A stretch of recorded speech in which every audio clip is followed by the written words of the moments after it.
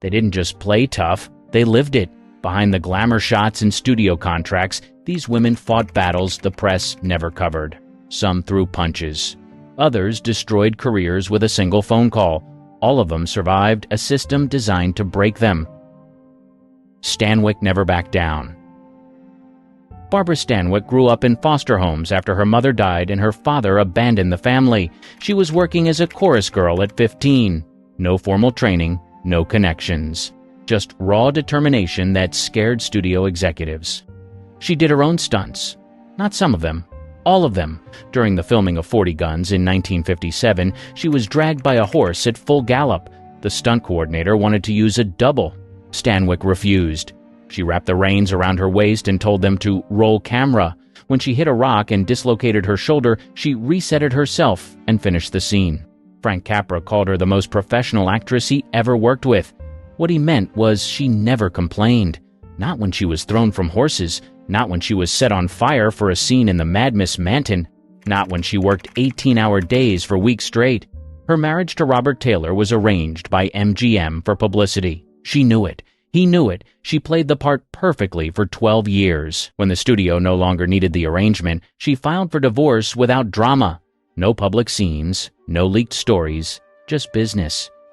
Cecil B. DeMille once tried to intimidate her on the set of Union Pacific. She walked up to him, looked him straight in the eye, and said, "When I was a kid, I lived in 14 different foster homes. You don't scare me." DeMille never bothered her again. She supported younger actresses when the studio system tried to destroy them. Marilyn Monroe said Stanwyck was the only established star who treated her with respect. When Monroe was late to set, other stars complained. Stanwyck said nothing. She just waited. At 50, she was doing action scenes that actresses half her age refused. At 60, she was still working when most of her contemporaries had been forgotten. At 82, she accepted an honorary Oscar and gave a 30-second speech. No tears, no dramatics, just a simple thank you. Davis fought every battle. Bette Davis sued Warner Brothers in 1936. No actress had ever taken on a major studio and survived. She lost the case, but won the war.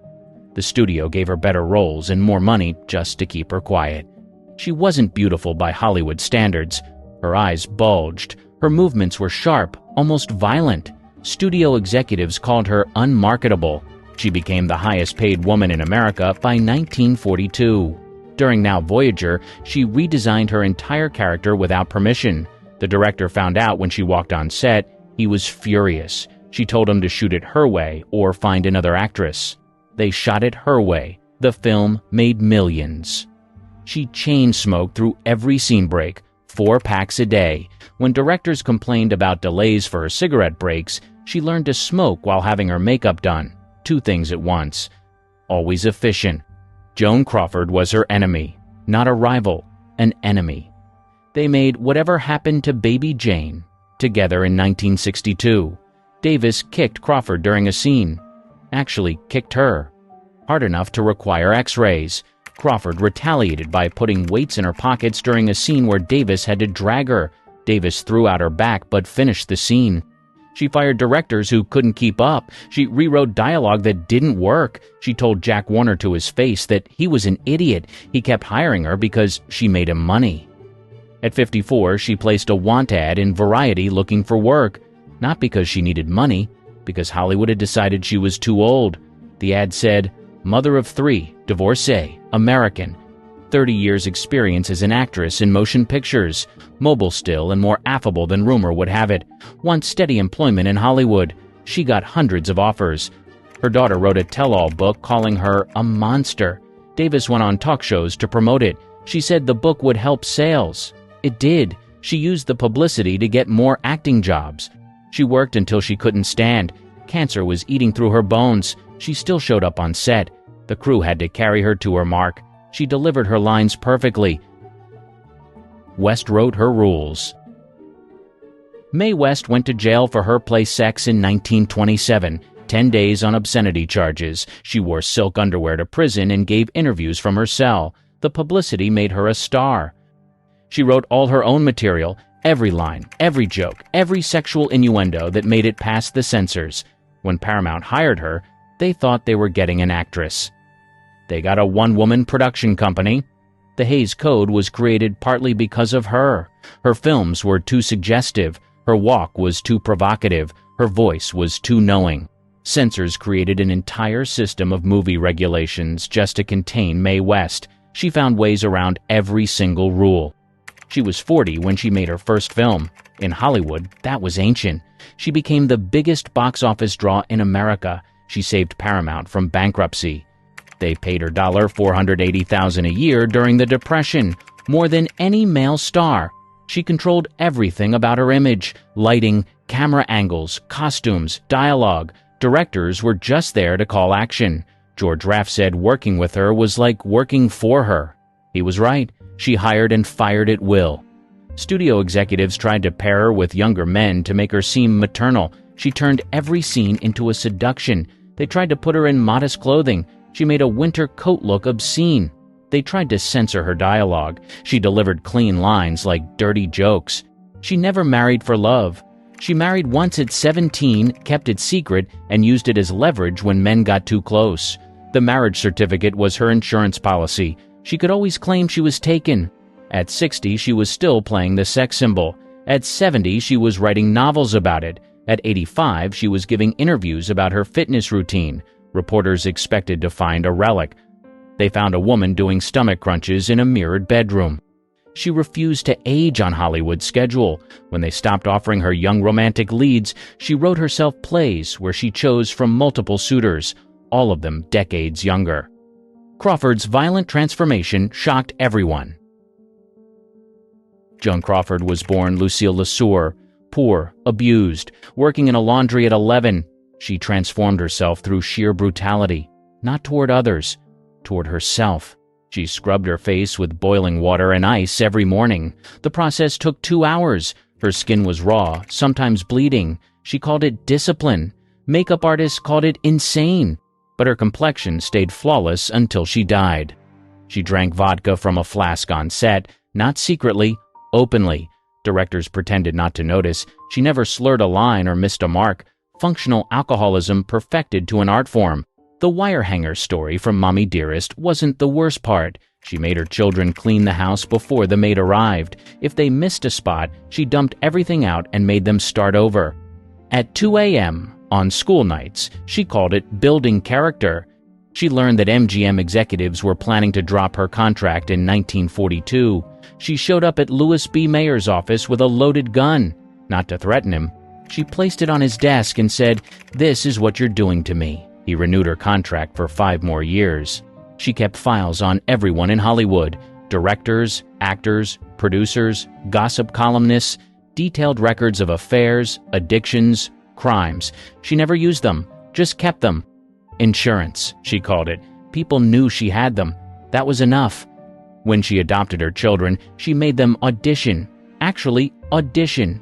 Multiple callbacks. Screen tests. She chose them like casting a role. 2 of them never spoke to her again. She competed with her daughter for roles. Christina Crawford was 20. Joan was 58.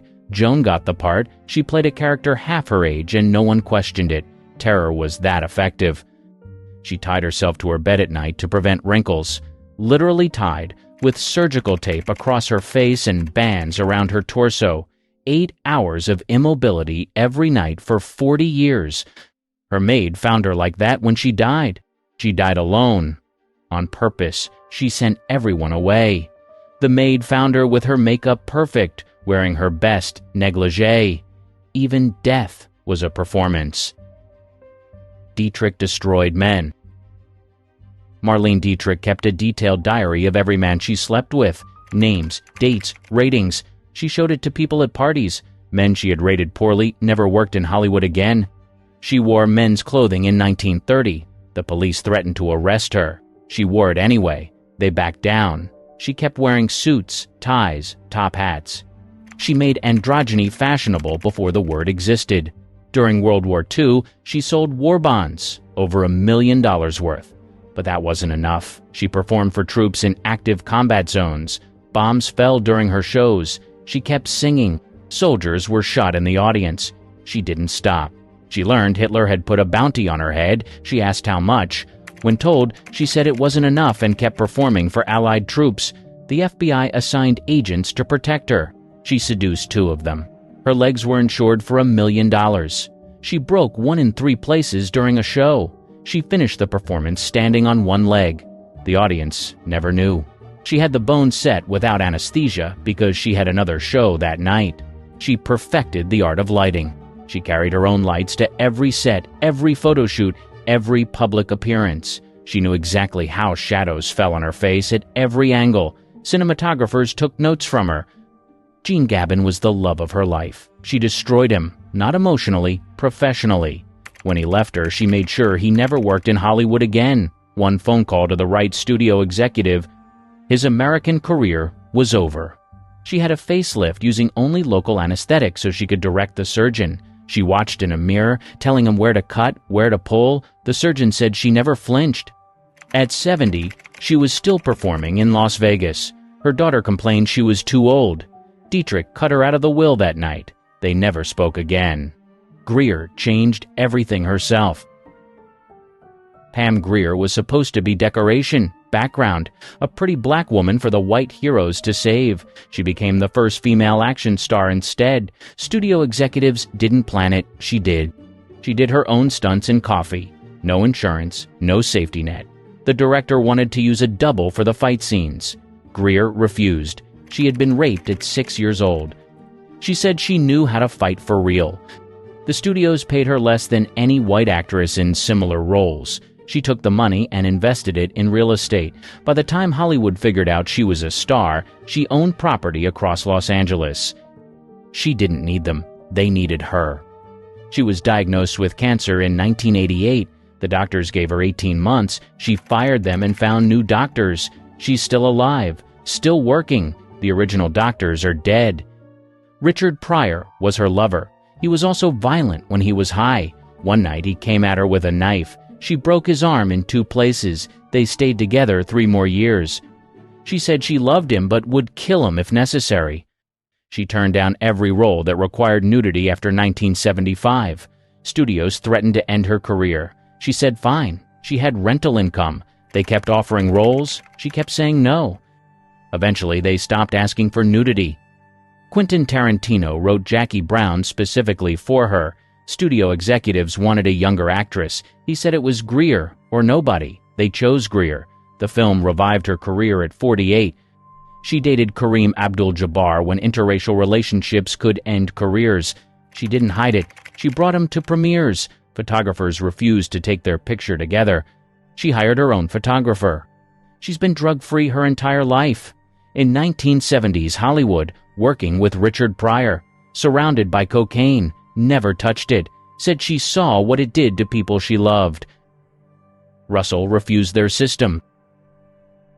Jane Russell's breasts were a scandal. Howard Hughes designed a special bra for them. She never wore it, told him it was uncomfortable, wore her own bra instead. He never knew. The publicity said otherwise.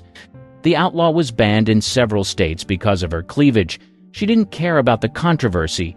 She cared about the paycheck. She negotiated a percentage of profits, made more than Hughes expected to pay. She was a Republican in liberal Hollywood, a devout Christian in a town that worshipped money. She adopted 3 children when adoption was considered shameful. She didn't hide any of it. She founded one of the first international adoption agencies, World Adoption International Fund, helped place over 51,000 children, did more for orphans than any other Hollywood star. Never talked about it publicly. The work mattered, not the credit. Studio executives wanted her to play dumb. She had an IQ of 143. She memorized entire scripts in one reading. She could recall dialogue from films she made 20 years earlier, word for word. She refused to work on Sundays, ever. Studios scheduled around her. They tried to pressure her once. She walked off set. They never tried again. Bob Hope made a pass at her during a USO tour. She punched him in the stomach in front of the entire crew. He apologized. They stayed friends for 40 years. He never tried again. Her husband was an alcoholic. She had him committed multiple times. When that didn't work, she divorced him. No drama, no public statements, just paperwork. She formed a production company in 1955, one of the first actresses to do so, produced her own films, controlled her image, made more money than the studio system ever paid her. Hepburn broke every rule. Katharine Hepburn wore pants when women couldn't. The studio took them away. She walked around in her underwear until they gave them back. They gave them back. She lived with Spencer Tracy for 26 years. He was married. Everyone knew. No one said anything. She never asked him to leave his wife. She never complained about being second. She just lived her life. RKO labeled her box office poison in 1938.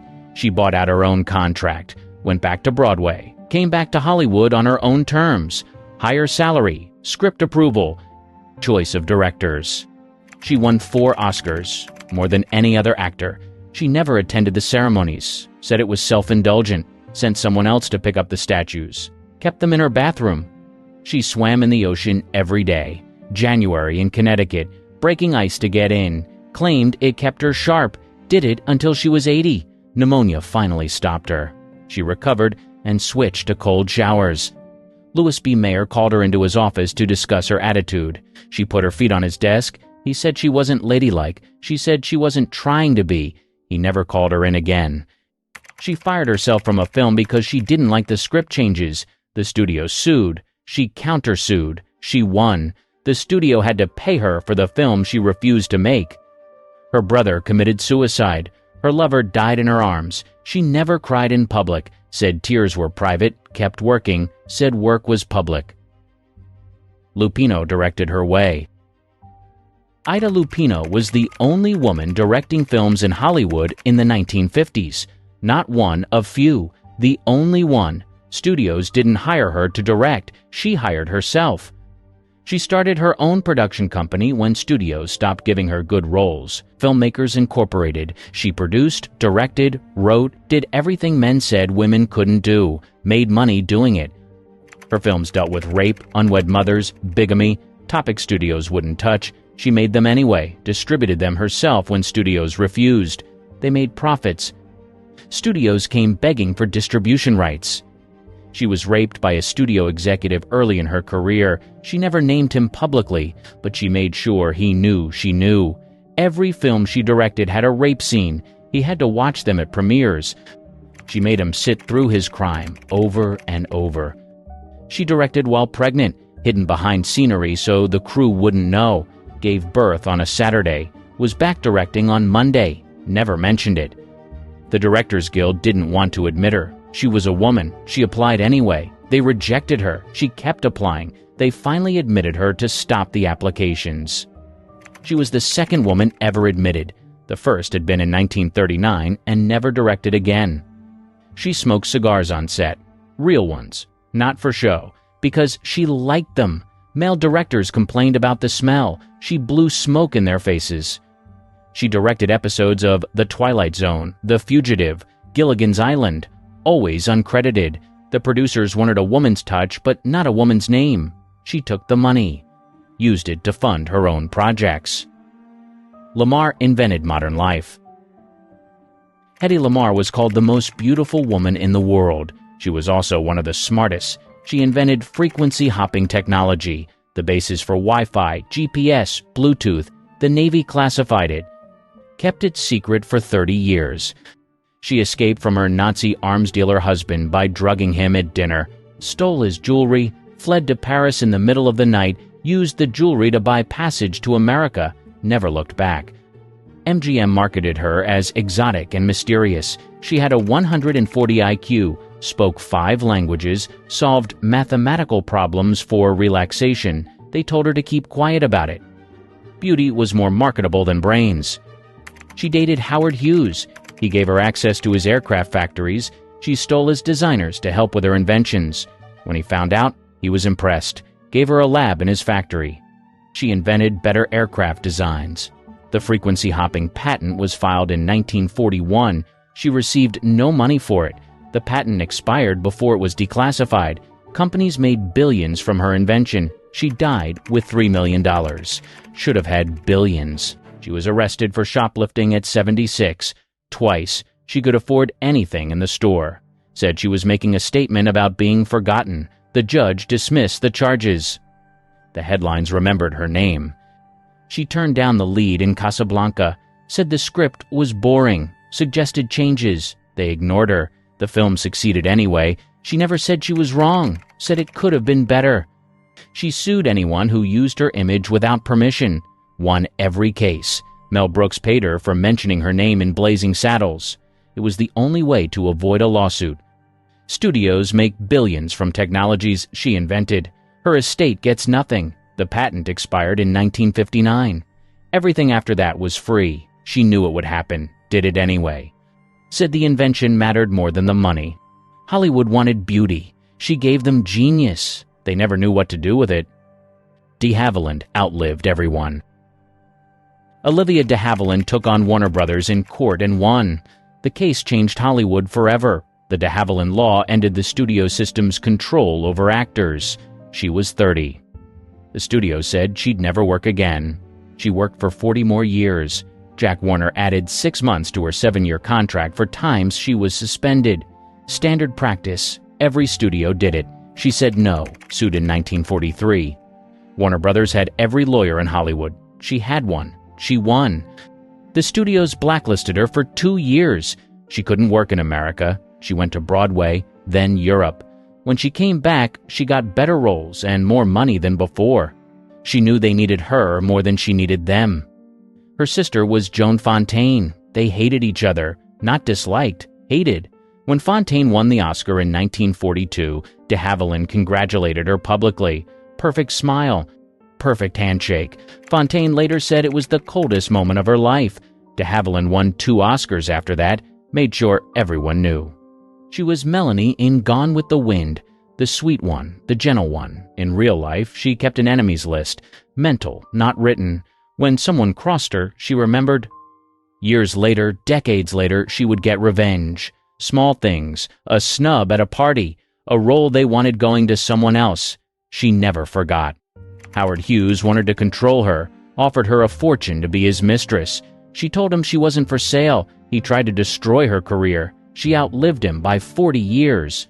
When he died, she said nothing. That was worse than any insult. She moved to Paris in 1956 to escape Hollywood politics, learned French perfectly, married a French journalist, had 2 children, never looked back. When Hollywood wanted her for films, they had to come to her, on her terms, her schedule, her price. Her son Benjamin died of Hodgkin's disease at 42. She never spoke about it publicly, never used it for sympathy. When reporters asked, she changed the subject, said grief was private. Kept working. She sued FX over the show Feud in 2017. She was 101 years old.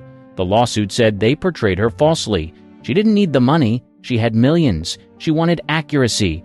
The court threw it out. She appealed, kept fighting until she died. She lived to 104, outlived every enemy, every rival, every studio executive who said she'd never work again. Her sister Joan died in 2013. Olivia didn't attend the funeral. When asked why, she said, "I was busy." She wasn't. She just wanted the last word.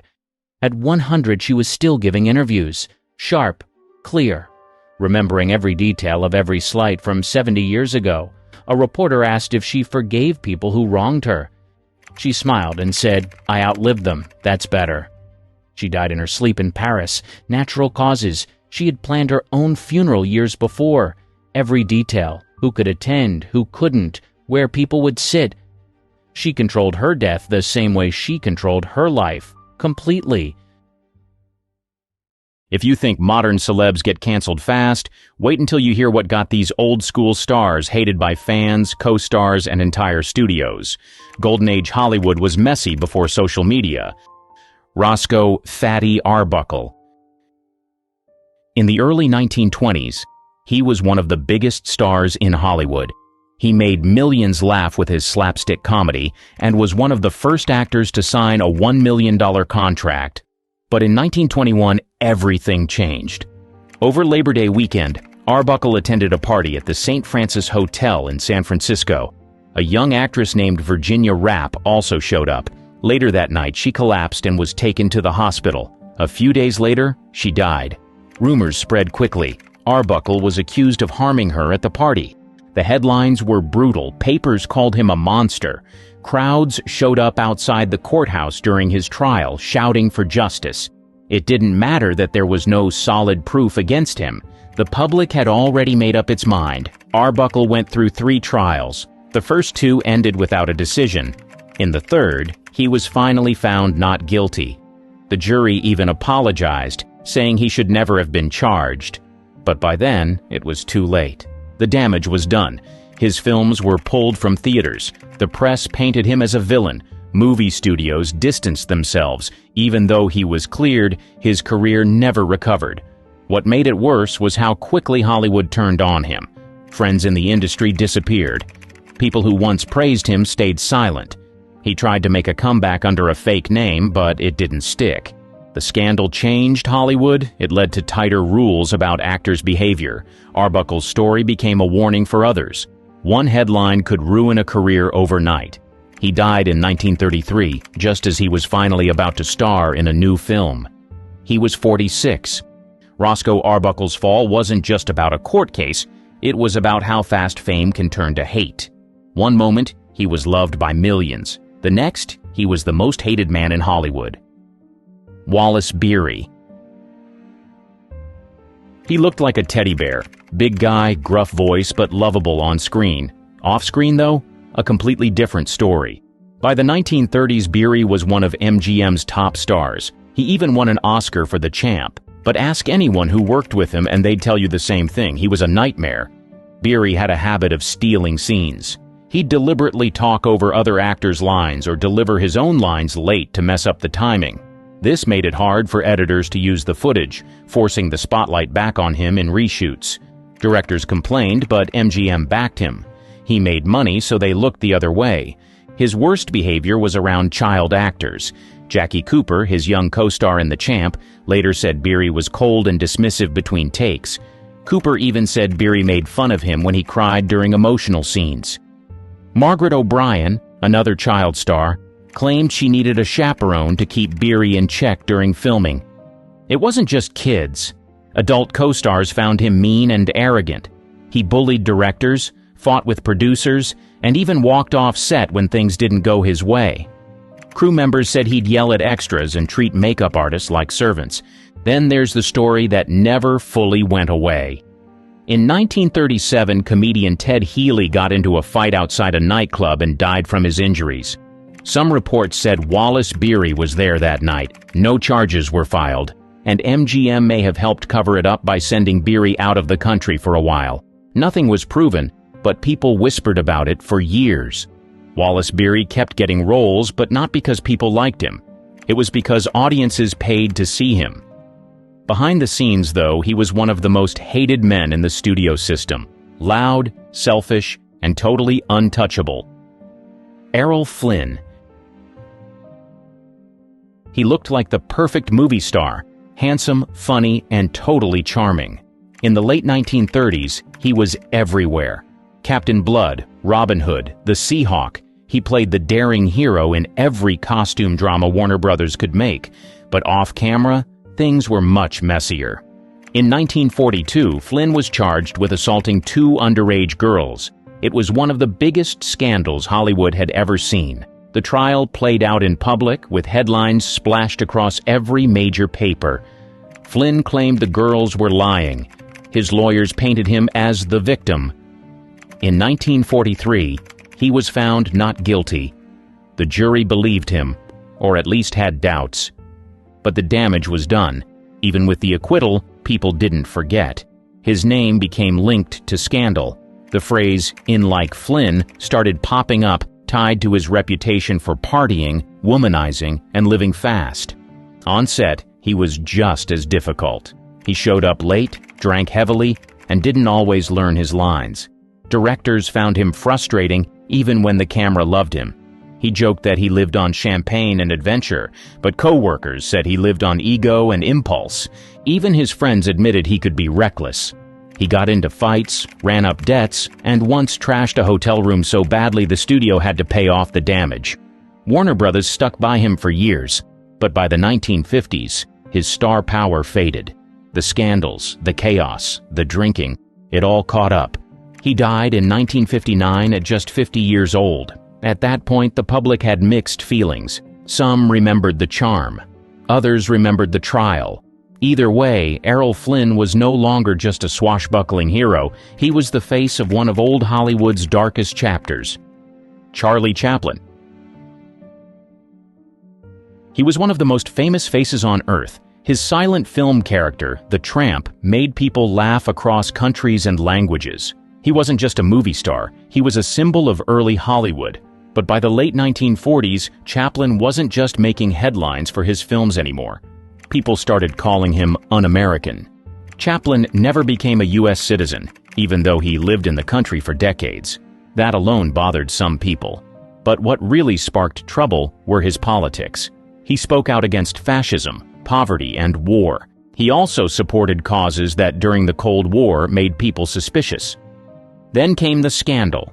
In 1943, a young woman named Joan Barry claimed Chaplin was the father of her child. A court ordered a blood test. It showed he wasn't the father, but the judge still made Chaplin pay support. Public opinion started turning. Papers called him immoral. Politicians called him dangerous. By 1952, it got worse. While sailing to Europe for a film premiere, Chaplin was informed he wasn't welcome back. The U.S. government had revoked his re-entry permit. They never formally charged him with anything, but they didn't need to. Chaplin stayed in Switzerland and never lived in the U.S. again. His movies stopped getting shown as often. His name stirred controversy. To some, he was still a genius. To others, he was a problem that Hollywood didn't want to deal with. Chaplin's fall wasn't caused by one mistake. It was a mix of politics, fear, and timing. In the Red Scare era, even the world's most beloved clown couldn't avoid becoming a target. And in the eyes of many Americans, he went from icon to outcast, fast. Bette Davis and Joan Crawford. They weren't just movie stars, they were two of the most powerful women in classic Hollywood, but instead of teaming up, they went to war. Their feud lasted for decades and got so nasty, it became part of their brand. It started in the 1930s. Davis took her work seriously. She built her reputation on tough, dramatic roles. Crawford, on the other hand, leaned into glamour. She always looked perfect and played confident, stylish women. Davis thought Crawford was shallow. Crawford thought Davis was jealous. That's where the bad blood began. Things got worse in 1945. Davis fell for a co-star, Francho Tone. Crawford married him. That move wasn't forgotten. Davis later said Crawford took him as revenge, not love. After that, the two avoided each other for nearly 20 years. Then came Whatever Happened to Baby Jane in 1962. The film needed two aging stars with strong personalities. Davis and Crawford fit the bill, and hated every minute of it. On set, they pulled petty stunts constantly. Davis had a Coke machine delivered to annoy Crawford, who was tied to Pepsi. Crawford added weights to her costume so Davis would struggle in scenes that involved dragging her across the floor. The tension wasn't acting, it was real. The Oscar drama sealed their feud in Hollywood history. Davis got nominated for her role. Crawford didn't. So Crawford reached out to other nominees and offered to accept on their behalf. When one of them won, Crawford walked on stage and took the trophy, while Davis watched, stunned. The feud never ended. Even after Crawford died, Davis still had harsh things to say. She once said, "You should never say bad things about the dead. You should only say good. Joan Crawford is dead. Good." Most Hollywood rivalries fade out. This one burned hotter the older they got. The press ate it up, but everyone on set, they were stuck between two legends who couldn't stand the sight of each other. Marlon Brando versus Frank Sinatra. In 1955, Guys and Dolls brought together two very different stars, Marlon Brando and Frank Sinatra. Fans expected box office gold. But on set, it was all eye rolls, silent jabs, and one of the pettiest feuds in Golden Age history. Brando came from the method acting school. He took his time with lines, rehearsed emotions, and believed in living the character. Sinatra thought that was a waste of everyone's time. He liked to show up, hit his mark, and get out. One Take Frank didn't want to wait around for someone to find their motivation. They hated each other's style. Sinatra reportedly called Brando a mumbler and accused him of slowing down production. Brando didn't hold back either. He called Sinatra baldy behind his back. The crew tried to keep them separated between takes. The tension came to a head during a scene where Sinatra had to eat cheesecake while Brando delivered a monologue. Brando flubbed his lines.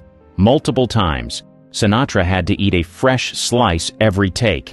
By take 5 or 6, he was furious. He threw down his fork and said, "These amateurs are gonna kill me." The whole set went quiet. But it wasn't just about acting. At the time, Sinatra was still reeling from his split with Ava Gardner. Brando had reportedly dated her too. Whether or not that was true, Sinatra believed it, and it made every scene tenser. After the film wrapped, they never spoke again. Sinatra trashed Brando in interviews for years. Brando called Guys and Dolls one of his worst projects and swore off musicals entirely. The film was a hit. Critics were kind. Audiences loved it. But behind the scenes, it was two icons locked in a silent war. Brando represented the future of acting, raw, emotional, unpredictable. Sinatra stood for the polished old-school system. Neither would budge, and for everyone on set it was clear. The movie may have been fun, but the filming was anything but. Gene Kelly. He made everything look effortless. That bright smile, that sharp footwork. He became the face of Hollywood musicals. But behind the camera, Kelly was a completely different story. He was a perfectionist to the extreme, and working with him often came at a cost. Kelly didn't just choreograph dances, he controlled every frame. He'd rehearse scenes down to the tiniest detail, repeating takes until dancers were physically worn out. He didn't tolerate errors, improvisation, or anything less than what he envisioned. Co-stars described him as exacting. Crew members said he could be cold, he didn't hide his frustration, and he definitely didn't sugarcoat notes. Debbie Reynolds, who starred with him in Singin' in the Rain, later called filming one of the most painful experiences of her life. She wasn't a trained dancer when she got the part. Kelly knew that. Still, he pushed her relentlessly. Her feet bled from long rehearsals. One night, she crawled under a piano in tears. Fred Astaire found her there and offered to help her practice. Without him, she might not have finished the film. Kelly also clashed with Stanley Donen, his longtime collaborator. They co-directed hits like On the Town, but their partnership cracked during It's Always Fair Weather. Donen later said Kelly had become arrogant, moody, and impossible to work with. After that film, they never teamed up again. The reputation followed him. Even producers hesitated. Kelly wanted creative control over everything: lighting, editing, music. Some called it visionary. Others called it exhausting. Actors started to avoid him.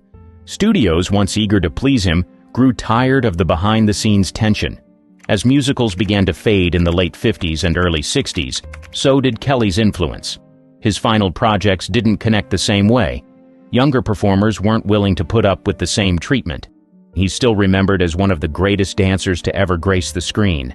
But in Hollywood, a lot of people remember something else: the pressure, the criticism, and how working with Gene Kelly could go from inspiring to unbearable. Lionel Stander. He was a standout in 1930s films.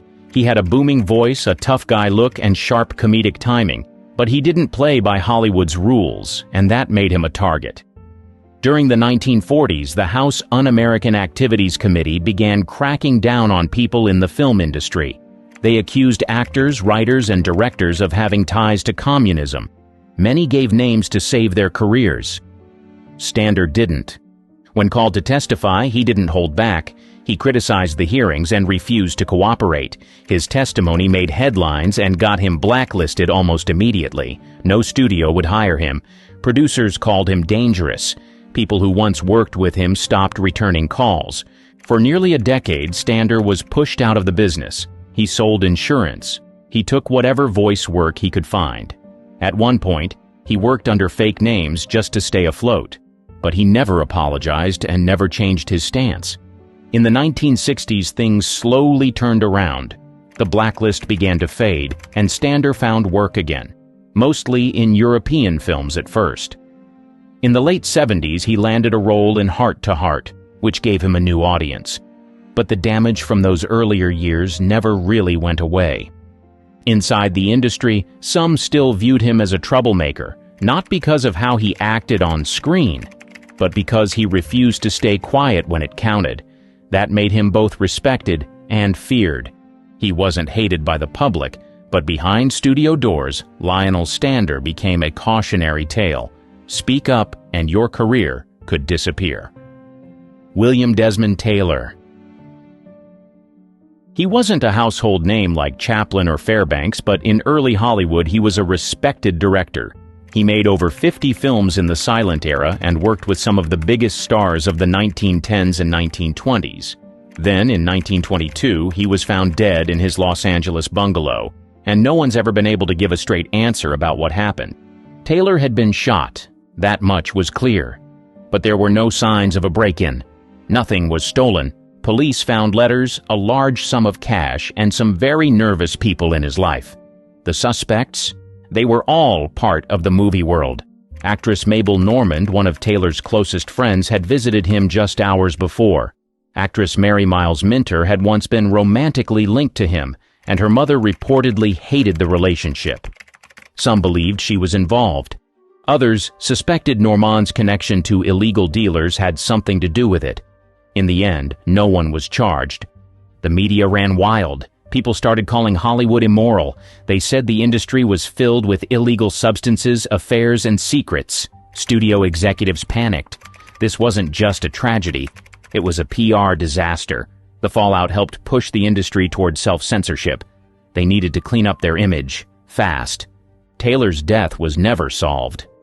But the silence from Hollywood wasn't just about protecting the investigation. It was about protecting reputations. People avoided the topic entirely. His name disappeared from film credits. His death became something no one wanted to touch. Inside the industry, Taylor's story turned into a cautionary tale. Not just about danger, but about how quickly people would turn their backs when the headlines got too hot. Clark Gable. He was called the King of Hollywood. With that crooked smile and booming voice, he defined movie stardom. But behind the scenes, Gable's personal life was tangled, messy, and often covered up by studio fixers. He was known for his on-screen charm, but off-screen, Gable had a reputation for being cold to co-stars and rough around the edges. He didn't enjoy rehearsals, he hated second takes, and if he didn't like someone, he didn't fake it. But the real drama was off-camera. In the 1930s, while filming Call of the Wild, Gable had an affair with co-star Loretta Young. She got pregnant. At the time, that could have ended both of their careers. So the studio stepped in.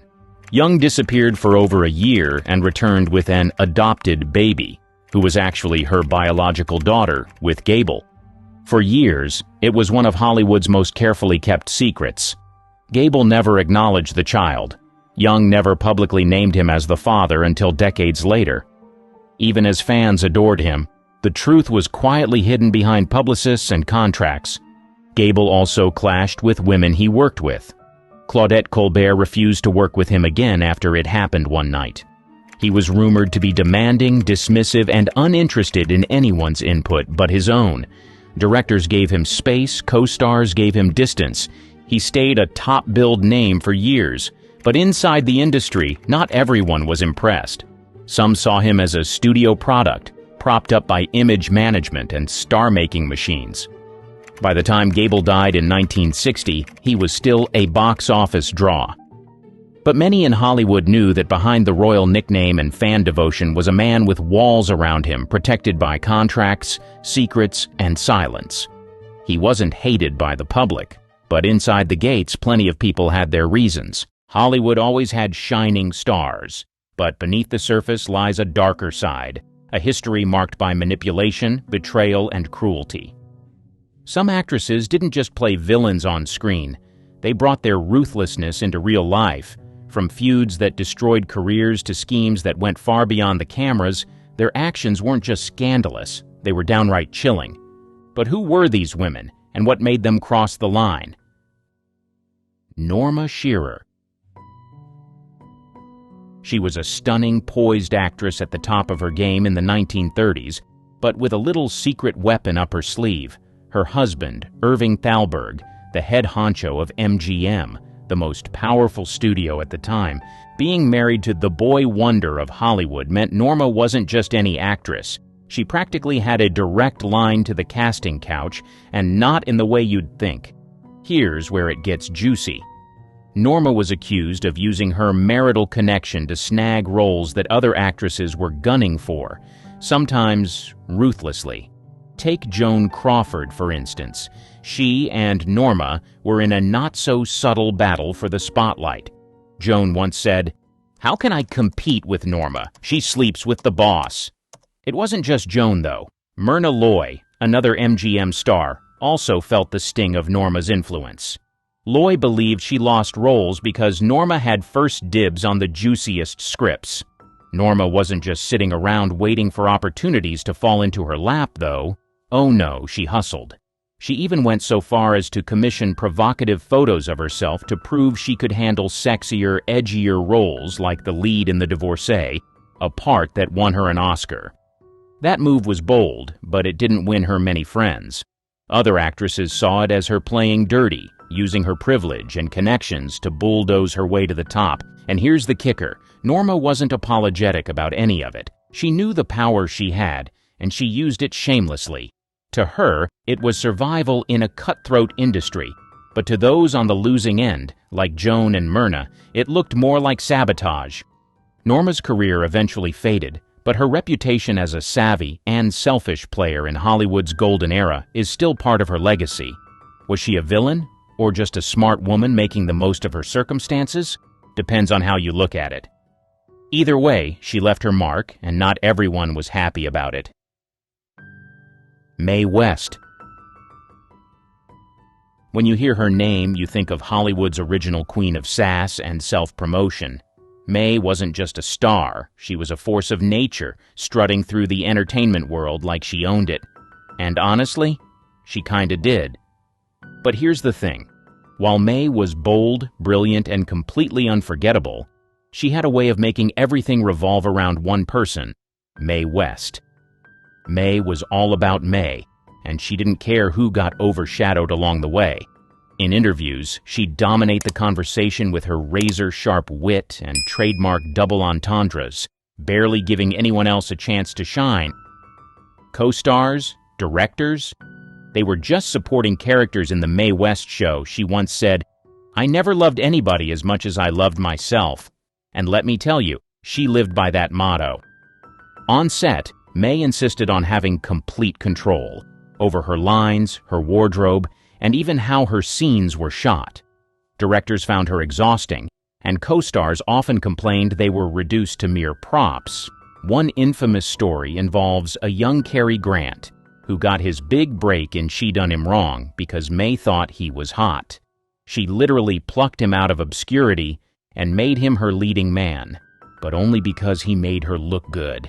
Mae even wrote most of her own scripts, which sounds impressive until you realize they were mostly vehicles for her to deliver one-liners and look fabulous. If a scene wasn't all about her, she'd either rewrite it or refuse to shoot it. Her co-stars? They were lucky if they got a word in edgewise. But here's the thing about Mae. She didn't care if people thought she was selfish. In fact, she leaned into it. She famously said, "I'm not afraid of criticism. I gave up that fear long ago." To Mae, being selfish wasn't a flaw. It was a survival strategy in an industry that chews people up and spits them out. So, love her or hate her, Mae West made Hollywood play by her rules. Was she selfish? Absolutely. But she was also a trailblazer, proving that a woman could run the show and own it without apologizing for a second. Marilyn Monroe. She had the looks, the charm, and that breathy voice that made her an icon, but behind all the glamour was a woman who didn't always play nice. Sure, Marilyn seemed like the sweet, shy girl next door, but in reality, she could be manipulative, selfish, and frustrating to deal with. Marilyn had a way of making everything about her, especially when it came to relationships. She charmed men with ease, but many of them, from Joe DiMaggio to Arthur Miller, felt like they were used as stepping stones or props to maintain her image. Marilyn craved adoration, and if she wasn't the center of attention, she'd find a way to turn the spotlight back on herself. She had a knack for keeping people hooked on her vulnerability, but some insiders felt it was all part of her act, a way to control those around her. On set, Marilyn's behavior drove directors and co-stars up the wall. She was notoriously late, sometimes by hours, leaving entire crews waiting while she finished getting ready or dealt with her personal dramas. Directors like Billy Wilder, who worked with her on Some Like It Hot, called her a nightmare to work with, even if the results were worth it. Studio executives lost money because of her delays, and she'd show up unprepared, forgetting her lines and making scenes take twice as long to shoot. What's wild is that Marilyn's antics weren't always accidental. Some believed she showed up late or caused chaos on purpose just to keep everyone off balance and ensure she remained the most important person in the room. She once said, "If I'd observed all the rules, I'd never have got anywhere." And honestly, that tells you everything you need to know. Still, Marilyn's charm was her secret weapon. Even when she upset people, they couldn't stay mad for long. She knew how to win people over with a pout or a laugh, and she leaned into that power whenever it suited her. Was she selfish? Probably. But in her world, where everyone wanted a piece of her, maybe it was the only way she knew how to survive. Lana Turner. She was known as the ultimate Hollywood glamour queen, famous for her beauty, charisma, and string of headline-grabbing romances. But beneath the shimmering exterior, Lana's personal life was a whirlwind of drama and questionable priorities, especially when it came to her role as a mother. Her focus on fame, love, and maintaining her image often left her daughter, Cheryl Crane, feeling like an afterthought in her life. Lana's love life was a tabloid dream, or nightmare, depending on how you look at it. She married 8 times to 7 different men, and each relationship seemed more chaotic than the last. Her constant search for love and validation often overshadowed her responsibilities as a mother. Cheryl, her only child, grew up in the middle of this storm, frequently shuffled to the side as Lana pursued her next romance or career move. The most infamous chapter of Lana's life, and the one that put her relationship with Cheryl under a microscope, was the demise of her abusive boyfriend, Johnny Stompanato, in 1958. Stompanato was a mobster who had been physically and emotionally abusive to Lana. One night, during a particularly violent argument between Lana and Johnny, 14-year-old Cheryl intervened. She grabbed a knife and stabbed Stompanato to protect her mother. The incident was ruled justifiable homicide, but it threw Cheryl into the spotlight and left her emotionally scarred. Many people blamed Lana for exposing Cheryl to such a toxic environment in the first place. Critics said Lana's pattern of prioritizing her own happiness, especially in her choice of volatile, dangerous men, put her daughter in harm's way. Cheryl later revealed that she felt neglected and isolated, living in the shadow of her mother's glamorous yet chaotic life. She described how Lana's obsession with her public image often left her feeling like an accessory, not a priority. Even after the Stompanato tragedy, Lana continued to focus on maintaining her movie star persona, often at the expense of her relationship with Cheryl.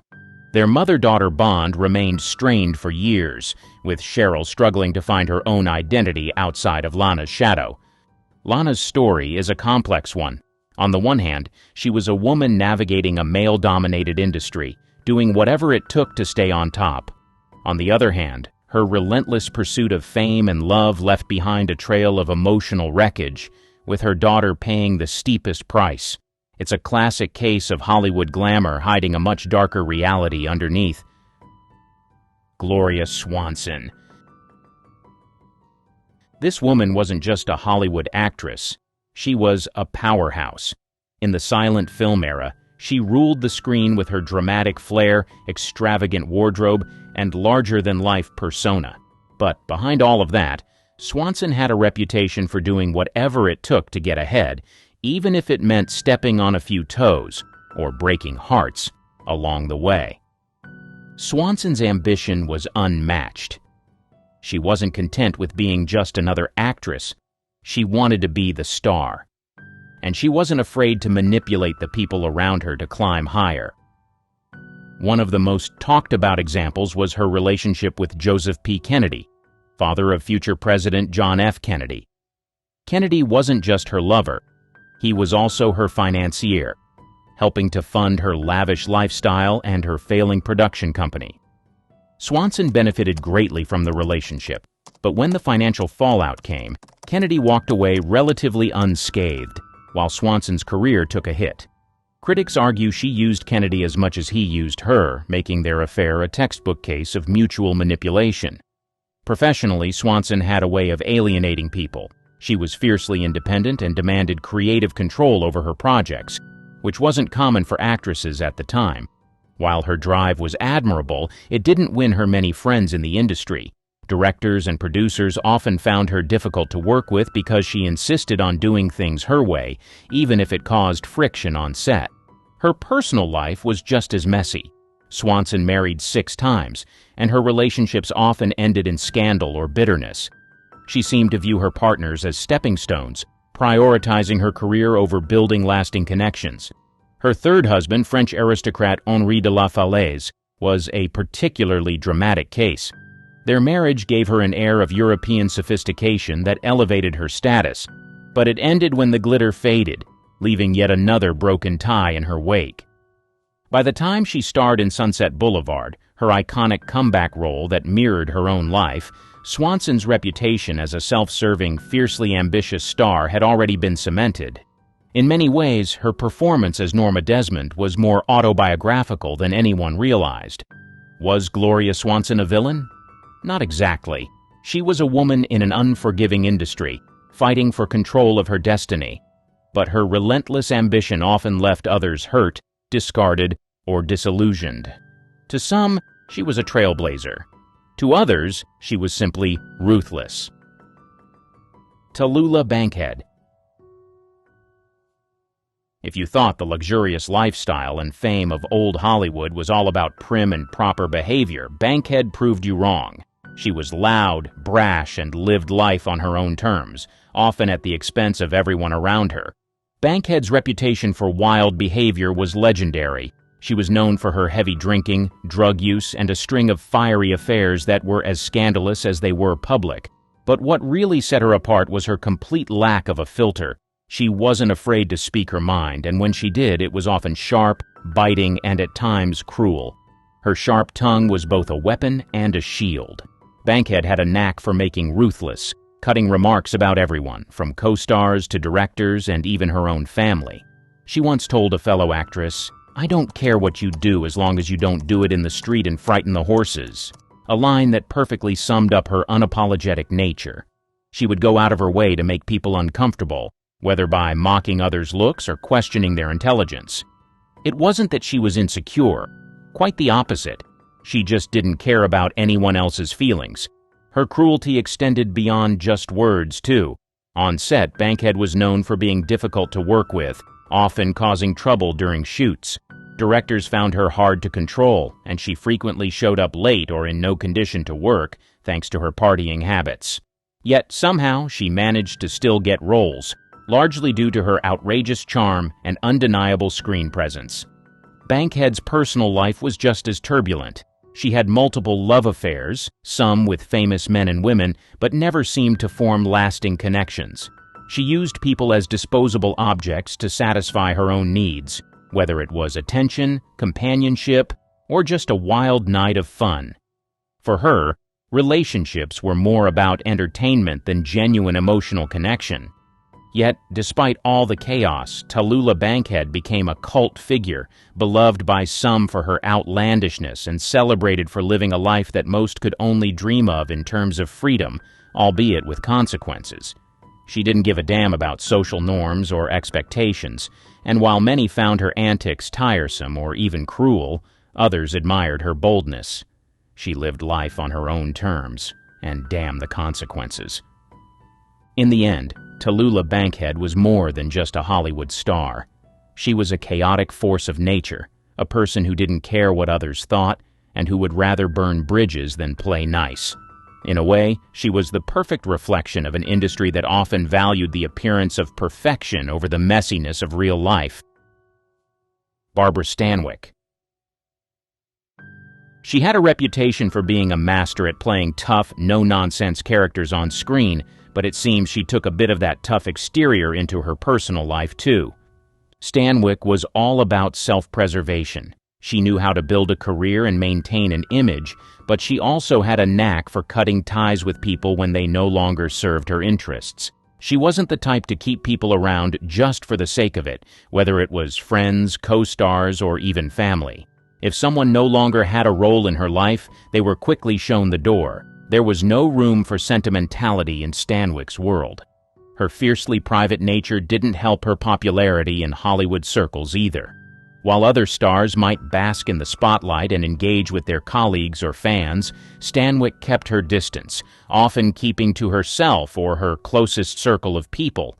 She had a strict keep your business to yourself policy, which sometimes made her seem aloof, standoffish, or even unapproachable. This detached nature didn't endear her to some of her co-stars or those working closely with her. Despite being a beloved and respected actress, she often isolated herself on set, leaving others to feel like they didn't have a real connection with her. There was a certain coldness to her, especially when it came to personal relationships. She had 2 marriages, both of which ended badly. The first to actor Frank Fay was rocky, marked by infidelity and tension, and after their divorce, Stanwyck's relationships with men were often seen as transactional rather than emotionally fulfilling. Stanwyck's approach to relationships wasn't just about keeping things private. It was about control. She was known for playing the role of the hard-nosed, calculating woman in many of her films, but it seems that role extended off-screen, too.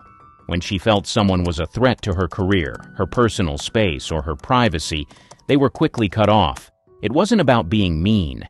It was about protecting her territory, her image, and her career from anything that might cause her harm. Though many admired her for her unmatched acting talent, her emotional detachment and self-preserving nature left a trail of broken ties in Hollywood. While she was deeply respected for her work and known for being a professional on set, she wasn't the kind of person who would stick around for the long haul when it came to friendships or anything that didn't directly benefit her. Stanwyck's legacy is filled with glowing accolades for her skill, but her personal story is one of cold pragmatism and calculated decisions. She wasn't afraid to burn bridges if it meant advancing herself or protecting her space. Bette Davis. She was raw, unapologetic, and fiercely determined to maintain her star status no matter what it took. But in her relentless pursuit of stardom, Davis wasn't exactly concerned with how many bridges she burned or who got offended along the way. In fact, she seemed to almost revel in her reputation for being tough, demanding, and sometimes downright cruel. Her famous feuds and sharp tongue were as much a part of her legacy as her Oscar-winning performances. One of the most legendary and most vicious rivalries in Hollywood history was the one between Bette Davis and Joan Crawford. Their feud, which started in the 1930s, reached new heights when they were cast as the leads in Whatever Happened to Baby Jane in 1962. The 2 actresses couldn't have been more different, and their animosity went beyond mere professional competition. Davis once said, "She's a bitch, but she's my bitch." That pretty much sums up the animosity between them. There was no love lost, only cold, calculated contempt. The stories from the set of Baby Jane are legendary. They would constantly try to one-up each other, sabotaging each other's scenes and playing psychological games behind the scenes. It wasn't just on-screen drama. It was real, personal, and filled with spite. But Davis didn't reserve her sharp tongue for just one person. She was known for cutting people down, colleagues or not. She didn't care if she offended anyone with her direct and often hurtful criticisms. Directors, co-stars, and even studio heads could find themselves on the receiving end of Davis's biting remarks. She was a woman who demanded perfection from herself and everyone around her, and if you didn't measure up, you were fair game. If you couldn't take the heat, you were quickly discarded. It wasn't about making friends for Betty.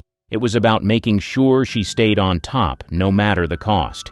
Davis's famous outbursts and public criticism didn't make her popular in Hollywood, but they certainly kept her in the conversation. She was known for her bluntness and her refusal to play the game the way the studio system wanted her to. While many stars of the time were busy towing the line and maintaining a squeaky clean image, Davis made it clear she was going to do things her way, even if it meant stepping on a few toes along the way. Her story is one of fierce determination, but also one marked by a trail of offended colleagues and damaged relationships. Davis wasn't afraid to ruffle feathers if it meant maintaining her status as one of the greatest actresses in Hollywood, and while that made her unforgettable, it also made her a polarizing figure. In the end, Bette Davis proved that in the cutthroat world of Hollywood, it wasn't enough to just be talented. You also had to be willing to fight, even if it meant losing a few friends along the way.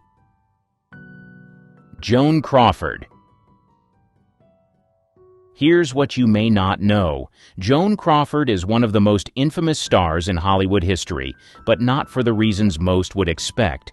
While she was adored by millions for her glamorous roles behind closed doors, Crawford's life was a storm of manipulation, control, and a relentless desire for success at any cost. Crawford was known for putting her career above everything else, family included.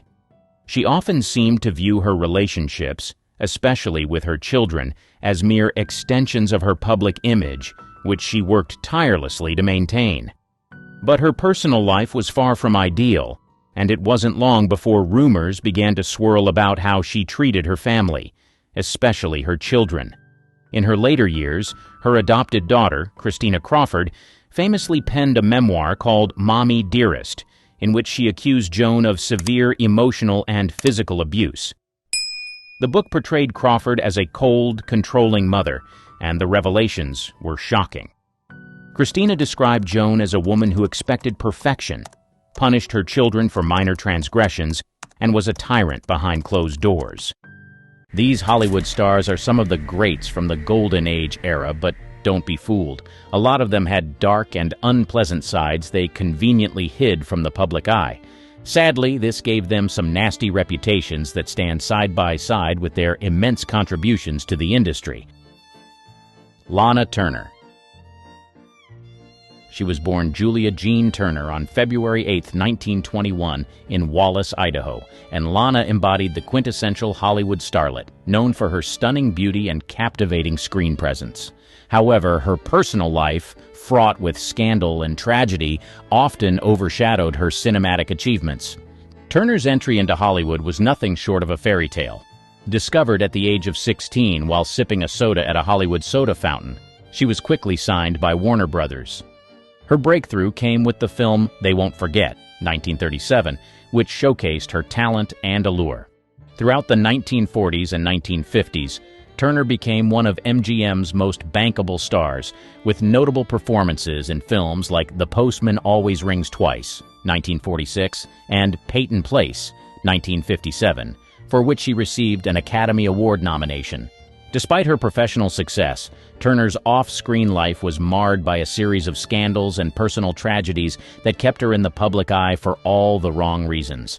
Her romantic relationships were a significant source of controversy. Turner was married 8 times to 7 different men, each relationship marked by drama and public scrutiny. Her tumultuous love life contributed to her bad girl image, making headlines with every new affair and breakup. The most infamous scandal of Turner's life was the murder of her lover, Johnny Stompanato, in 1958. Stompanato, a mobster with ties to the Los Angeles underworld, was killed by Turner's teenage daughter, Cheryl Crane, in what was ruled as a justifiable homicide. Crane claimed she acted in defense of her mother during a violent argument. The sensational trial and media frenzy that followed painted Turner as a tragic figure ensnared in a web of violence and scandal. Turner's numerous affairs also added to her notorious reputation. She was linked romantically with many high-profile men, including actors, musicians, and businessmen. These relationships were often turbulent and highly publicized, reinforcing her image as a glamorous but troubled star.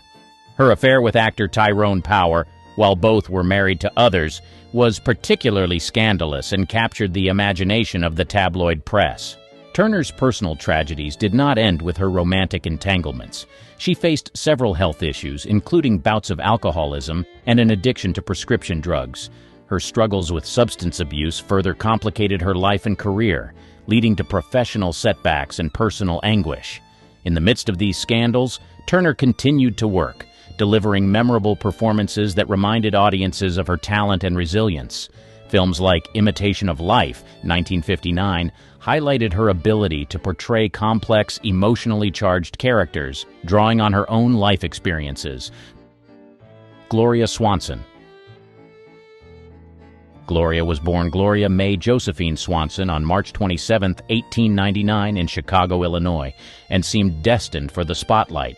Raised in a military family that moved frequently, Swanson's early life was marked by a sense of adventure and constant change. Her entry into the world of entertainment came almost by accident when she visited a movie studio in Chicago at the age of 15. Enchanted by the nascent film industry, Swanson quickly found herself in front of the camera, starting with minor roles in silent films. Swanson's career took off when she signed with Paramount Pictures in 1919. Her beauty, charm, and talent quickly made her one of the most popular actresses of the silent film era. She starred in a series of successful films, including Male and Female, 1919, Why Change Your Wife, 1920, and Beyond the Rocks, 1922, often playing sophisticated and glamorous women. By the 1920s, Swanson had become a symbol of Hollywood glamour, commanding a salary of $20,000 a week and living a life of opulence and extravagance. However, Swanson's ascent to stardom was accompanied by a reputation for being demanding and self-centered. Her insistence on control over her films and her diva-like behavior on set earned her the label of a prima donna. Swanson was known for her meticulous attention to detail and her desire to have a say in every aspect of her films. She often clashed with directors and producers over creative decisions, insisting on having things her way. This insistence on control was seen as both a testament to her commitment to quality and a sign of her demanding nature. During the production of Queen Kelly, 1929, directed by Erich von Stroheim, Swanson's demands and disagreements with von Stroheim over the film's direction led to significant delays and budget overruns.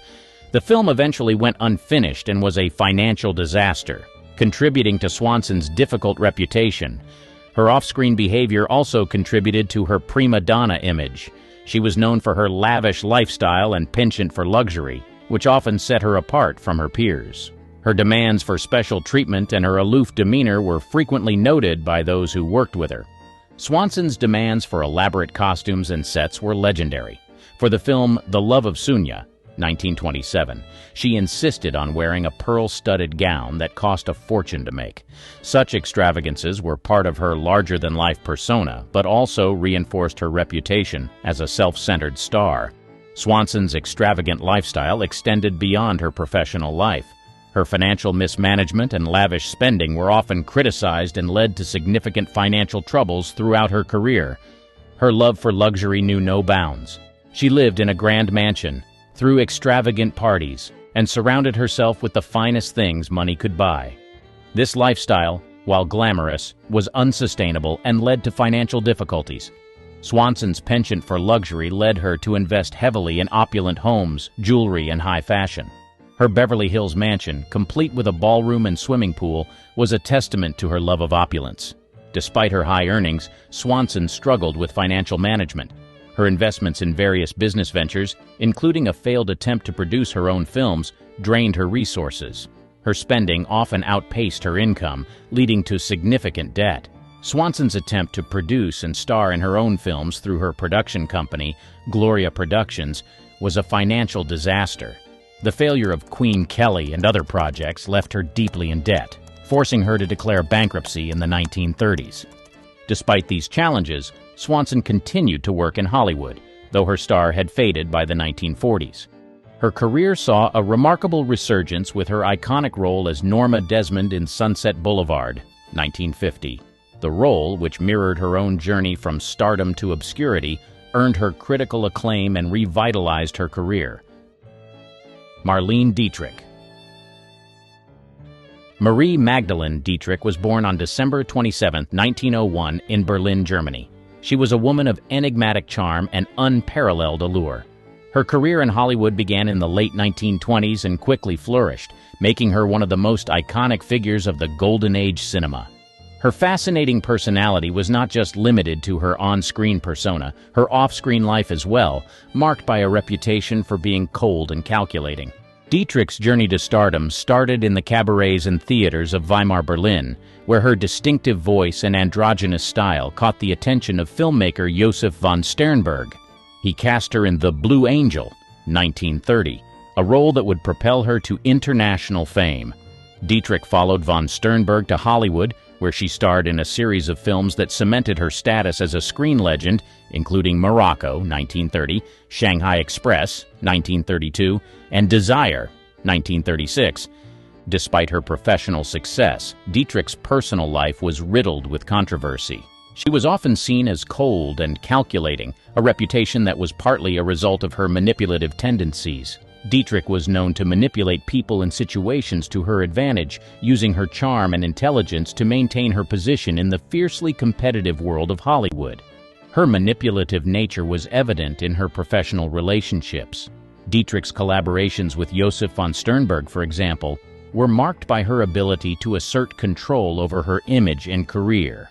She meticulously crafted her public persona, ensuring that she remained a subject of fascination and admiration.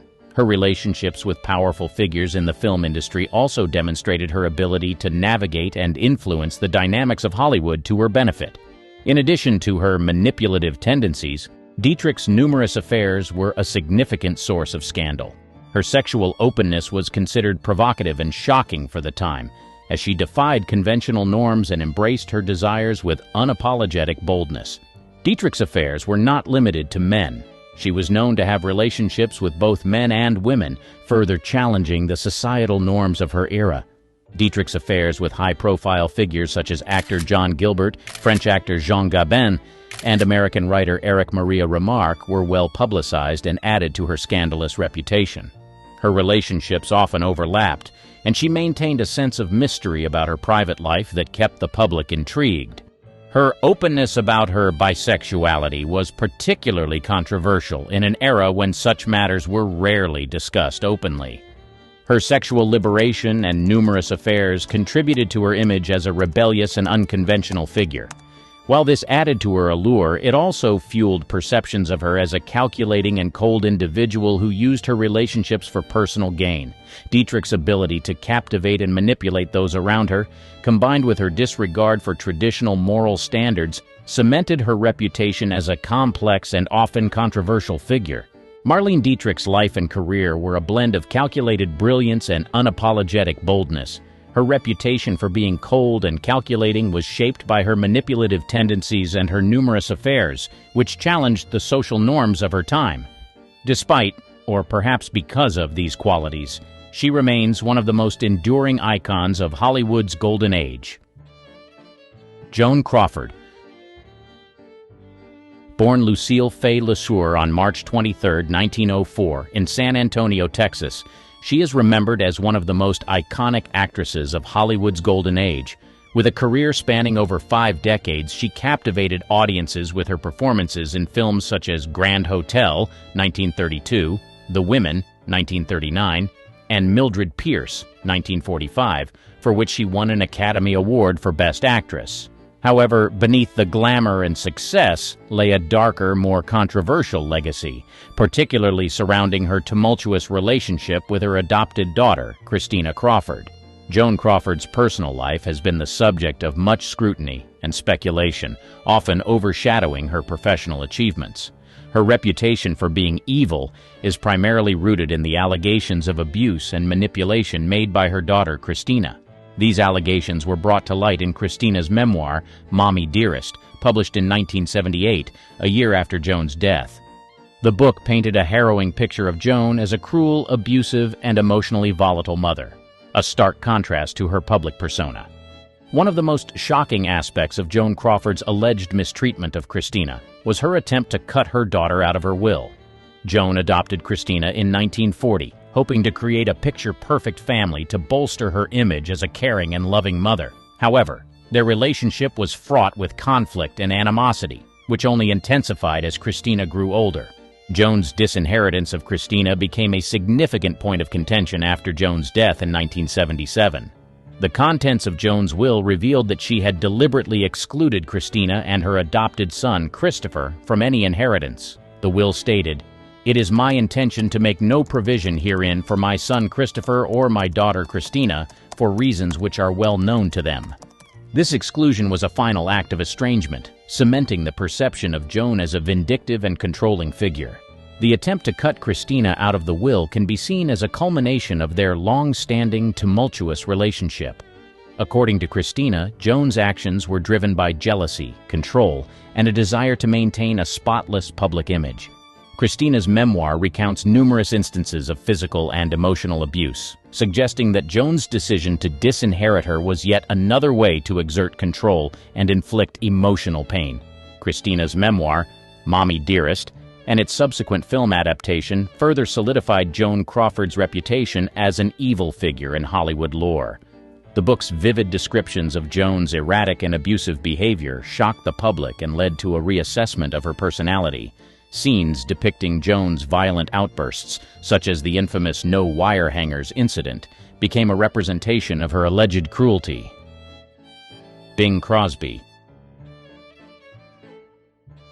Born Harry Lillis Crosby, Jr. on May 3, 1903 in Tacoma, Washington, Crosby was a towering figure in 20th century entertainment, renowned for his smooth voice, charismatic persona, and enduring influence in music and film.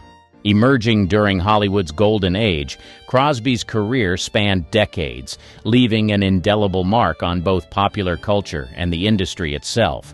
Crosby's ascent to fame began with his distinctive baritone voice, which propelled him to become one of the best-selling recording artists of all time.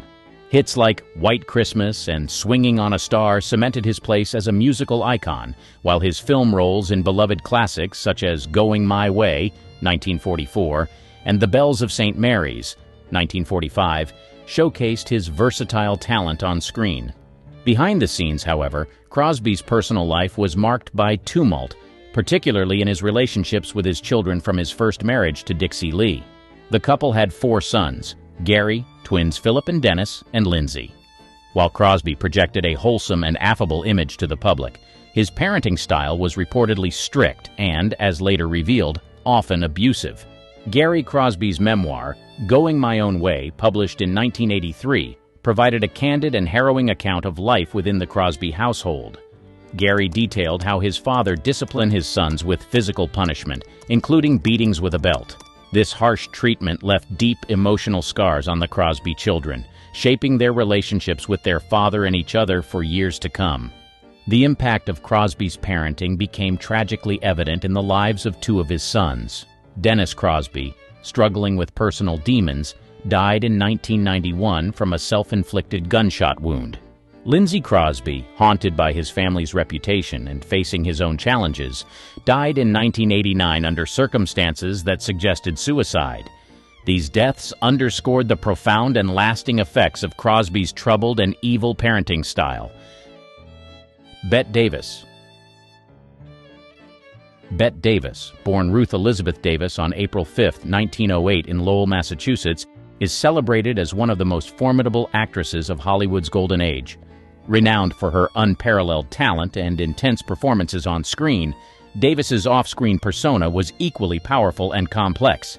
Davis was notorious for her strong-willed personality and fierce independence, traits that often put her at odds with studio executives and directors. Throughout her career, she clashed with Hollywood's hierarchy, asserting her creative vision and refusing to compromise on her principles. Her insistence on controlling her career path and roles sometimes led to confrontations and disagreements that became legendary in Hollywood lore. One example of Davis's combative nature was her infamous feud with Joan Crawford during the filming of Whatever Happened to Baby Jane, 1962. The rivalry between the two actresses, stemming from personal and professional differences, intensified on set and added a palpable tension to their performances. Their animosity was well documented and became a focal point of media attention at the time. Davis's relationships with co-stars were often colored by her assertiveness and willingness to challenge others. She was known for her strong opinions and high expectations, which could create friction during production. Her desire to fully embody her characters sometimes required pushing boundaries and demanding excellence from herself and those around her. Despite any conflicts behind the scenes, Davis's commitment to her craft was unwavering. Her performances in iconic films such as All About Eve, 1950, where she played the sharp-tongued Margot Channing, and Jezebel, 1938, which earned her an Academy Award for Best Actress, showcased her ability to portray complex, multidimensional women who defied conventions. Errol Flynn. Born on June 20, 1909 in Tasmania, Australia, Flynn became a Hollywood icon during the golden age of cinema. Known for his charismatic screen presence and swashbuckling roles in films like Captain Blood, 1935, and The Adventures of Robin Hood, 1938, Flynn projected an image of daring adventure and charm that captivated audiences worldwide. However, behind the silver screen, Flynn's personal life was marked by controversies and scandals that earned him a reputation for being morally questionable or evil.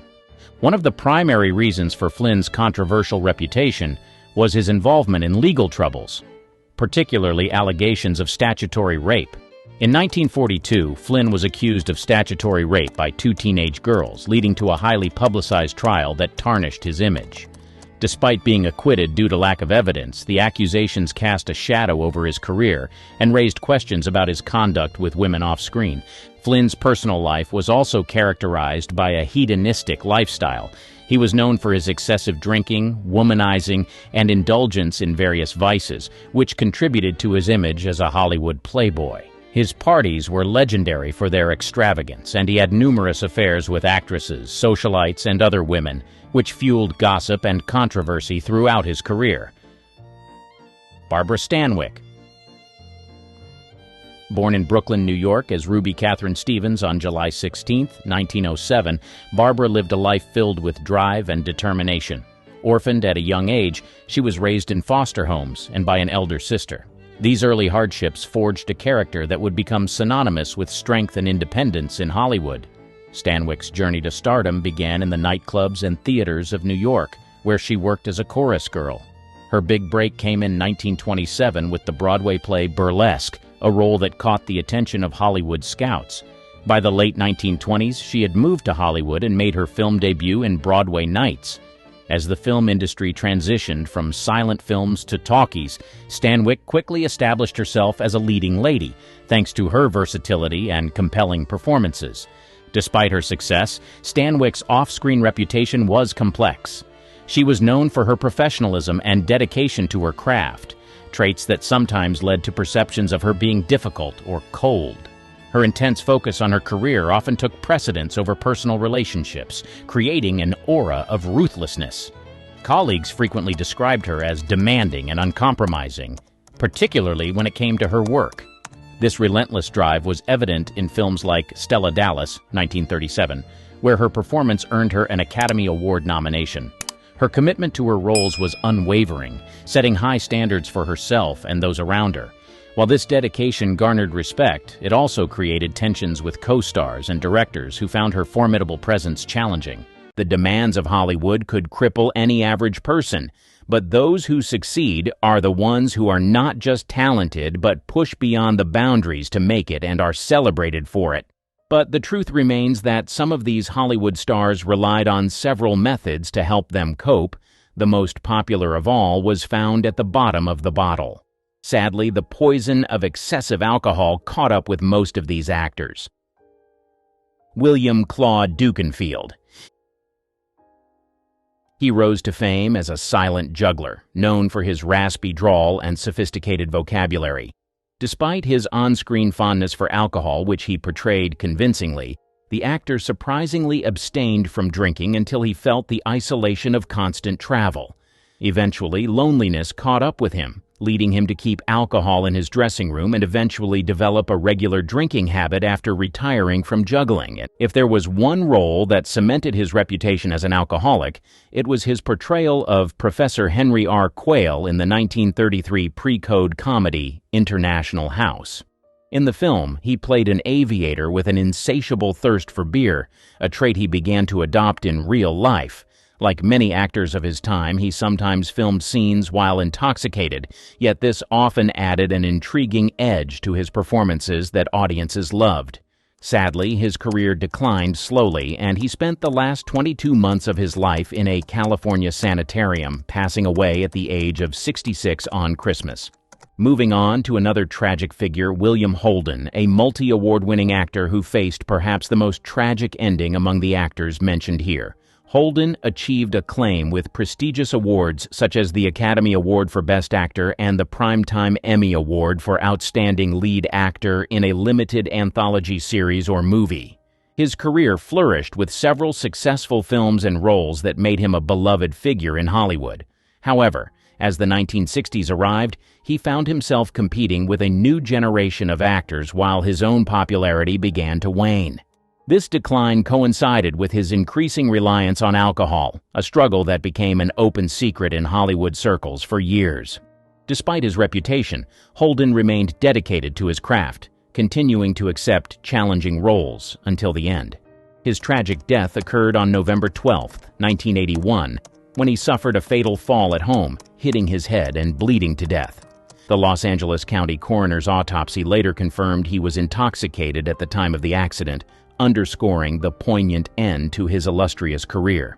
These stories highlight the complex lives and struggles faced by some of Hollywood's most talented and celebrated actors. Roman Navarro. Born José Ramón Gil Samaniego on February 6, 1899 in Durango, Mexico, Ramón Navarro rose to fame as one of the leading actors during Hollywood's silent film era. His career spanned from the 1910s through the early talkies of the 1930s, establishing him as a charismatic and talented performer. Navarro's early success was marked by his roles in films such as Ben-Hur, 1925, where he portrayed the titular character with vigor and emotional depth, solidifying his status as a matinee idol. Despite his on-screen triumphs, Navarro battled personal demons throughout his life, notably alcoholism. The pressures of fame and the demanding Hollywood lifestyle exacerbated his struggles with addiction, leading to periods of erratic behavior and personal turmoil. Behind the scenes, Navarro's challenges with alcohol impacted his relationships and career trajectory, often overshadowing his professional accomplishments. Throughout the 1930s, as Hollywood transitioned to sound films, Navarro faced increasing competition and changing audience tastes. His roles became less frequent, and the industry's shift posed additional challenges for his career. Despite attempts to revive his star status, including ventures into character roles in theater, Navarro's personal battles with alcohol continued to hinder his professional endeavors. Beyond his career struggles, Navarro's personal life also bore the scars of his addiction. He grappled with strained relationships and financial instability, further complicating his journey. Despite efforts to seek treatment and intermittent periods of sobriety, Navarro's addiction remained a persistent force in his life until his tragic death. In 1968, at the age of 69, Ramón Navarro's life came to a tragic end when he was brutally murdered in his home. The circumstances surrounding his death highlighted the dark undercurrents of his final years, underscoring the profound impact of his lifelong battle with alcoholism on both his personal and professional life. Marion Davies. Born Marion Cecilia Duras on January 3, 1897 in Brooklyn, New York, Marion Davies emerged as a prominent actress during Hollywood's golden age. Known for her comedic talent and versatility, Davies captivated audiences with her performances in silent films and later in talkies. Her career flourished under the patronage of media mogul William Randolph Hearst, with whom she had a complex and influential relationship. Despite her professional success and charm on screen, Davies faced personal challenges, most notably her struggle with alcoholism. The pressures of fame, coupled with the tumultuous dynamics of her relationship with Hearst, contributed to her reliance on alcohol as a coping mechanism. Throughout her Hollywood career, Davies battled periods of addiction, which at times overshadowed her achievements in film.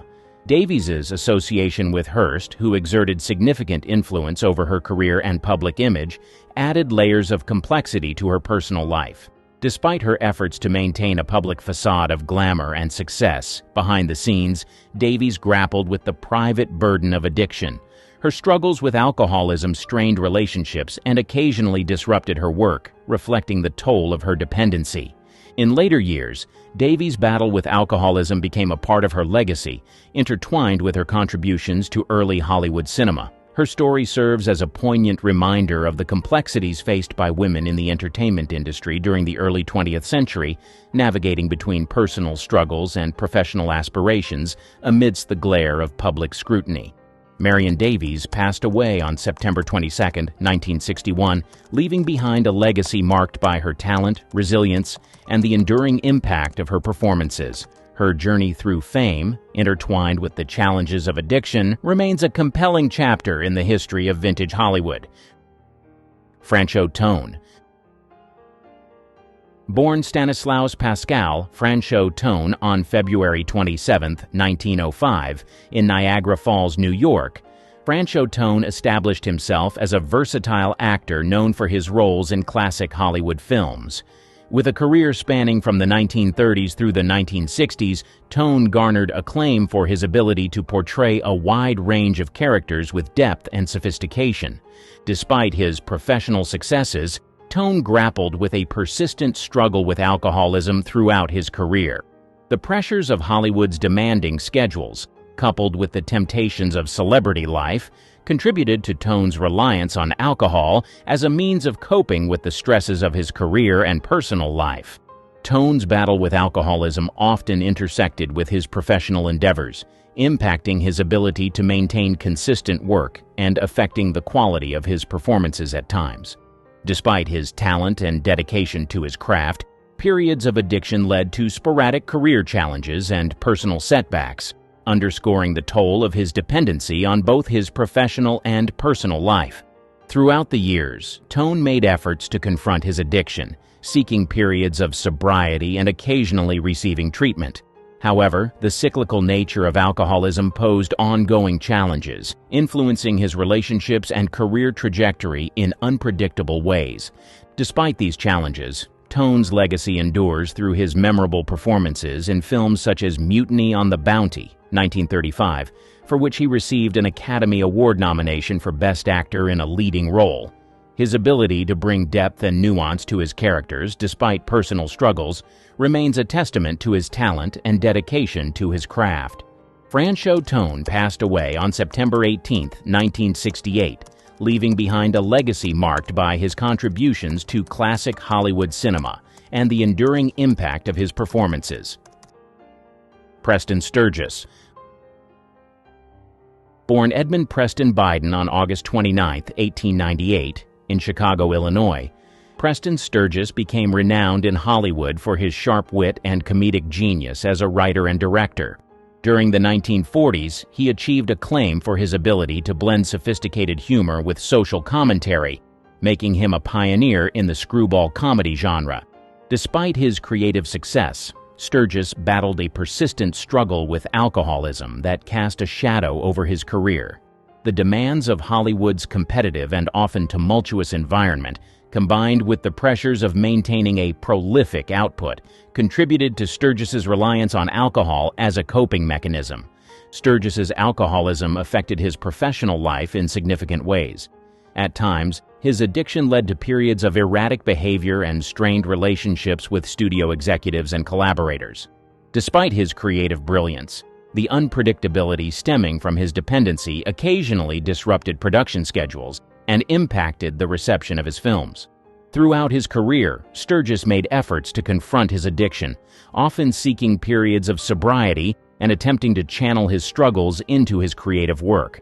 However, The cyclical nature of alcoholism posed ongoing challenges influencing both his personal life and professional endeavors. Despite these challenges, Sturgis left an indelible mark on Hollywood with films such as The Lady Eve, 1941, and Sullivan's Travels, 1941, which continue to be celebrated for their sharp dialogue, memorable characters, and satirical edge.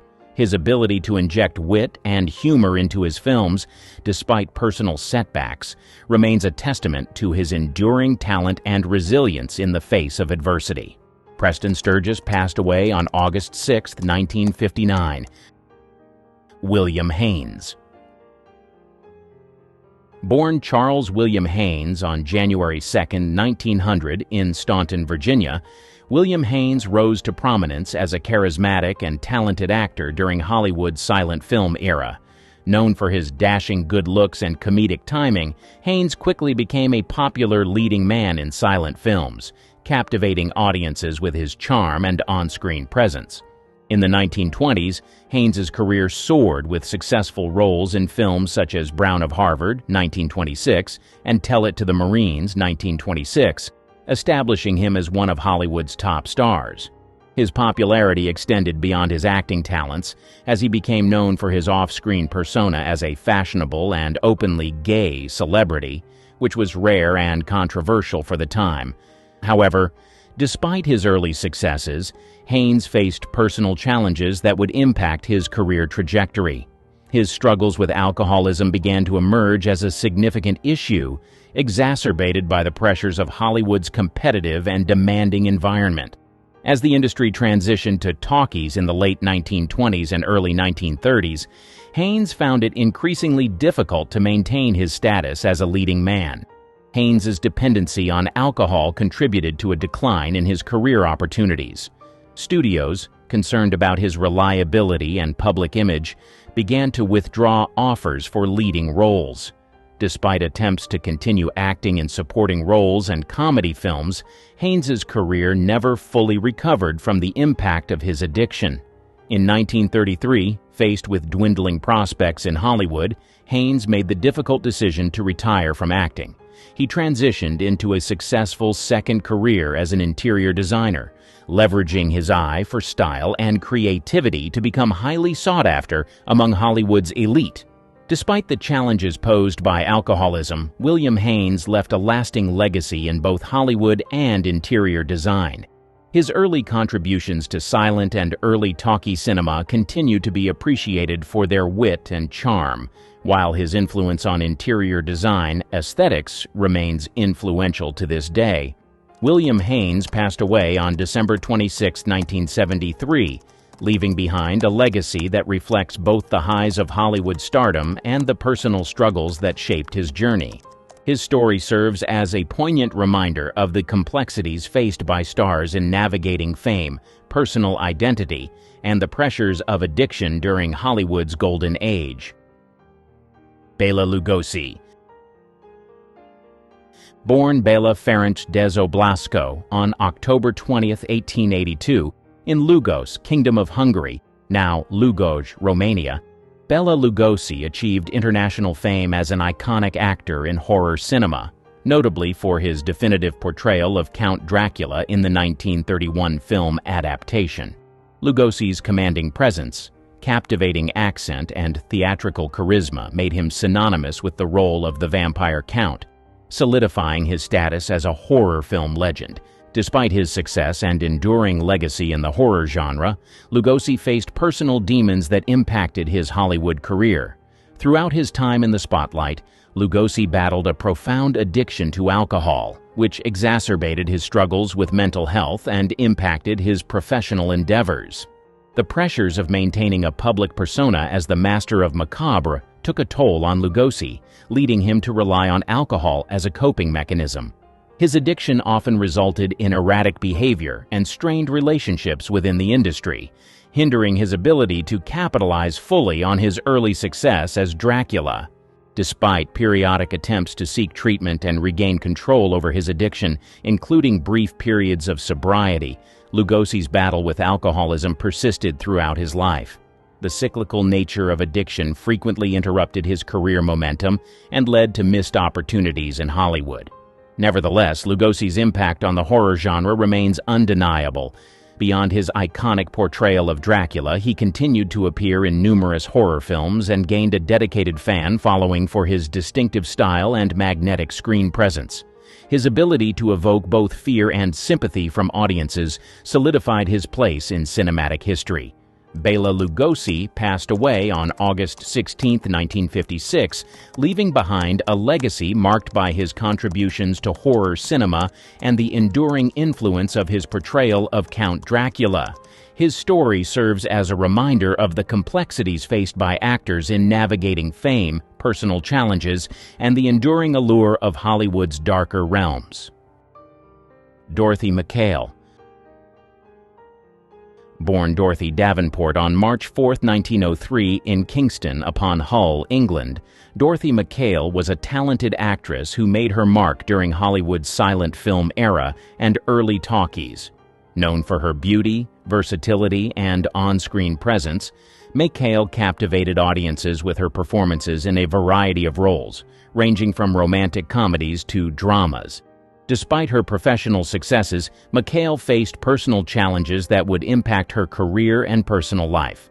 Like many in Hollywood during her time, she struggled with alcohol addiction, which became a persistent issue throughout her career. The pressures of maintaining a public image, combined with the demanding and competitive nature of the film industry, contributed to her reliance on alcohol as a coping mechanism.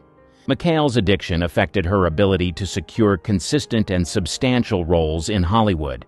Despite her talent and appeal, periods of dependency led to erratic behavior and professional setbacks, hampering her career trajectory and limiting opportunities for significant roles. Throughout her life, McHale made efforts to confront her addiction, seeking treatment and periods of sobriety. However, the cyclical nature of alcoholism posed ongoing challenges, impacting both her personal life and professional endeavors. Despite the difficulties posed by her addiction, Dorothy McHale left behind a legacy of memorable performances and contributions to early Hollywood cinema. Her ability to captivate audiences with her charm and versatility continues to be appreciated by film enthusiasts, highlighting her enduring impact on the industry. Dorothy McHale passed away on August 12, 1990, leaving behind a legacy marked by her talent, resilience, and the complexities of navigating fame and personal challenges during Hollywood's golden age. Her story serves as a poignant reminder of the pressures faced by actors and actresses in the early days of cinema and the personal toll of addiction on their lives and careers. Louise Brooks. Born Mary Louise Brooks on November 14, 1906, in Cherryvale, Kansas, Louise Brooks emerged as an iconic figure in silent film history, celebrated for her distinctive bob haircut and magnetic screen presence. Her breakthrough role in G.W. Pabst's Pandora's Box, 1929, solidified her status as a symbol of the liberated and modern woman of the 1920s. Despite her early success and enduring influence on cinema, Brooks faced profound personal struggles throughout her life. Among these challenges were battles with alcoholism and mental health issues, which cast shadows over her career and personal relationships. The pressures of fame and the demanding nature of the film industry contributed to Brooks's reliance on alcohol as a coping mechanism. Her addiction occasionally led to erratic behavior and strained professional opportunities, impacting her ability to capitalize fully on her early acclaim. Beyond her struggles with alcoholism, Brooks also grappled with mental health issues, including bouts of depression and anxiety. These challenges added layers of complexity to her personal life and career, influencing her relationships and artistic pursuits. Louise Brooks passed away on August 8, 1985. Leaving behind a legacy marked by her artistic vision, personal struggles, and the enduring allure of her cinematic presence. Jean Eagles.